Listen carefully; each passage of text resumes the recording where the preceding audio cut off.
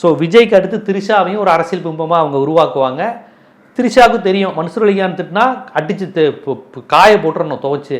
நைனா Nagendran BJP திட்டினாங்கன்னா அங்கே மேலேருந்து assignment வர வரையும் அமைதியாக இருக்கணும். சார் என்னை பற்றி கேவலமாக பேசியிருக்காங்க, திருப்பி பேசணுமா, இருமா வெயிட் பண்ணுமா, இல்லை சார் திமுக மற்றவங்களாம் பேசிட்டாங்க வெயிட் பண்ணுமான்ட்டு, சரிம்மா நீ தான் பதில் கொடு, இல்லைன்னா ரொம்ப தப்பாக போயிடும், நீ தான் அறிக்கை விடுமா அப்படின்னு.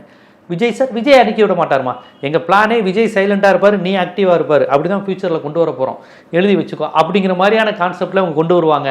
ஸோ திரிஷாவையும் அரசியல் களத்துக்கு திடீர்னு வந்தால் 4 பேர் பேசுவாங்களேன்னு கொஞ்சம் கொஞ்சமாக திரிஷா பேரையும் அரசியல் களத்தில் இழுத்து விடுவது, அரசியல்வாதிகள் விஜயை பற்றி பேசும்போது திரிஷாவை பற்றி பேசுவது, இதெல்லாம் பிளான் பண்ணியே நடக்கும் பாருங்கள். அப்புறம் இன்னொரு குரூப்பு, ஏன் விஜய் திரிஷாவை பற்றி ஏன் இப்படி பேசுகிறீங்க, அது அவருடைய தனிப்பட்ட விருப்பம், இருந்தால் என்ன பிரிய நீங்கள் யார் அப்படின்னு அப்படி ஒரு குரூப்பு பேசுவது, எல்லாமே கருத்துருவாக்கத்தை பாரதிய ஜனதா உருவாக்கிட்டே இருக்கும். நாளை பின்ன திடீர்னு திரிஷாவும் கட்சியில் வருகிறார், தாவைக்காவில் இணைகிறார் விஜய் திரிஷாங்கிறப்ப அதுக்கு ஒரு கூட்டம் வந்து விசில் அடிச்சுட்டு விஜய் அண்ணாவையும் திரிஷாக்காவையும் நாங்கள் பார்க்க வந்தோமேன்னு அதுக்கு ஒரு கூட்டம் வந்துகிட்டு இருப்பான். ஏன்னா திரிஷாவுக்கு இப்போ படம் மார்க்கெட் கிடையாது, தெலுங்கு மலையாளம் எல்லாம் எதுலேயுமே படம் கிடையாது, நடிக்க வேண்டிய படங்கள்லாம் நல்லா நடிச்சிட்டாங்க, பணம் சேர்த்துட்டாங்க. ஸோ அடுத்த பிளான் அவங்களை அரசியல் களத்தில் வச்சு விளையாடுவதற்கு எல்லா வேலையும் டெல்லி காய் நகர்த்துது.